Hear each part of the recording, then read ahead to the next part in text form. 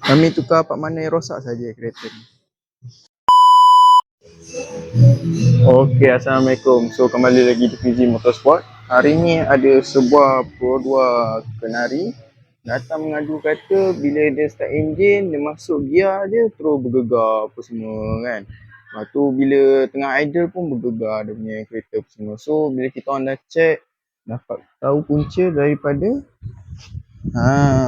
ni dia punya mounting engine dia. Mounting dia semua dah teruk lah. Boleh dikategorikan sebagai memang dah barai dah.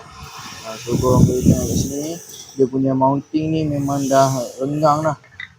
Itu puncanya kereta tu, enjin bergegar apa semua. Bila bawa tu enjin bergegar, tengah idle pun enjin bergegar tu pasal enjin bergegar tu.